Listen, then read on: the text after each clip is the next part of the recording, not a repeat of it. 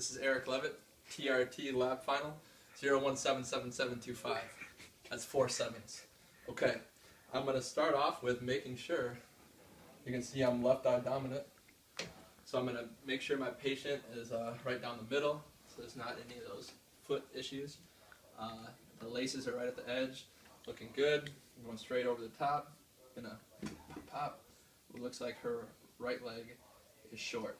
So I'm starting off with scenario 2, which or it's called whatever 2 is, and I'm going to check out with cervical syndrome. The reason we're doing protocol 2 instead of 1 is because the majority of them are part of protocol 2, and it's also quicker. So I'm starting with cervical syndrome. I see the right side is short, so I'm going to have my patient turn towards the long leg. You can turn your head to the left, please. She just did that. Now it looked like it balanced. And so, can you turn your head back to the middle? Now I'm going to start off with checking C1. I'm going to go down, poke, see. If that balanced, then I would do the torque on each side. And then whichever torque it was, then I would take the integrator. I would put it on that torque, and I would find the area. And this was straight posterior, so this one will be anterior. And I'm not going to adjust her, obviously, because she doesn't have it. And I would go. Now, I would also do the exact same thing for C5 if that was the case.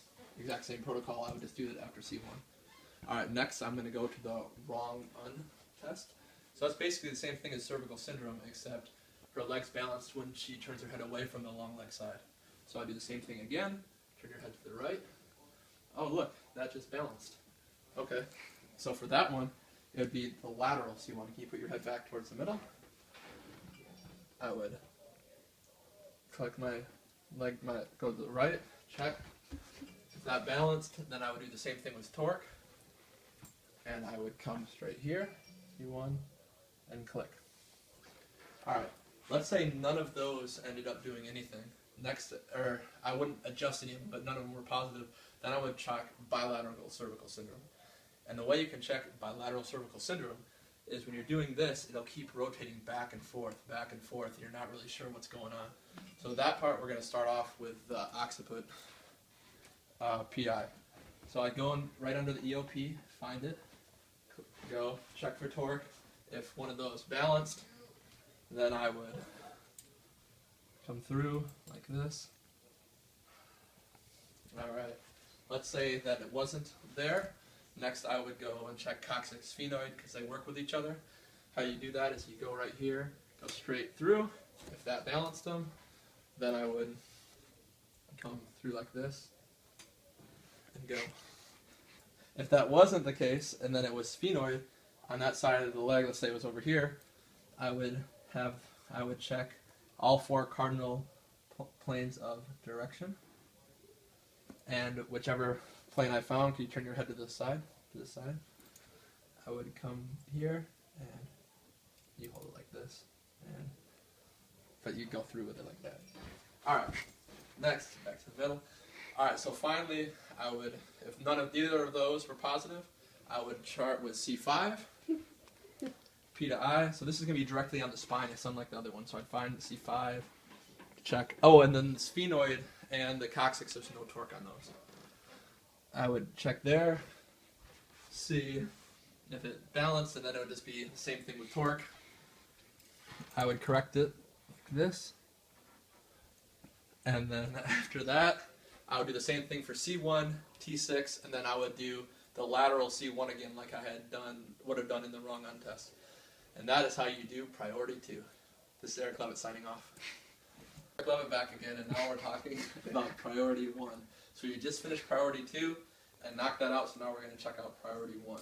Now priority 1, what we're going to do is we'll check out the uneven side.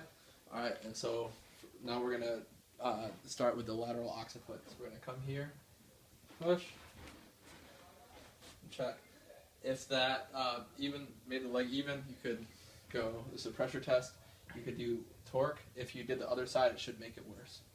So we go right and left, whichever way made it go better, you would do the integrator, you put that as the torque on the integrator, and then you would go right under, and then just click. All right. Let's say that wasn't the case, then you could check the sacrum. Now, same thing like this. Right side. Let's do this. See that balance, then you would check each one. So, you could go, touch each one, S2, S3 and 4, whichever one it would be, you would do the torque with, either side, and then after that, let's say it was S2, here we go, click. Alright, let's say neither one of those worked, then you would go back to the coccyx sphenoid, which I already showed you in the previous video for priority 2. This is Eric signing off. Go. Eric back, priority 3, here we go. Alright, starting off, we have to get that Deerfield leg check. Look up, bam, crosses over. If it crosses over and my cameraman moves to the left, I can tell you the 4 options that could happen. Alright, so it could either be an AI sacrum, an AS trochanter, PI ilium, or superior pubic rami. Alright, to start off with, I'll show you the 4 places you touch to see if you know what it is. So start off with AI, there. If it balanced, I'll show you what to do in a second. AS trochanter is here, check. PI, that's going to be on the PSIS, and then for the superior pubic rami, squeeze together. And each one of those I would go back and check to see if it evened. Alright, now, if it went anterior, inferior to the sacrum, come right here, and I would move it posterior, superior. So, go through. For the trochanter, I would go posterior and inferior. So, I could actually, it'd be easier just to do this. Boom. Get it back. For the PI ilium, so it would be posterior inferior, we go anterior superior. So I'm going to make sure I got this posterior and inferior, so I have to go anterior superior. So yeah, this would be like there. And then can you flip over for me? Can you find your superior pubic bone, please? Okay, so then I would go here, from there, and just.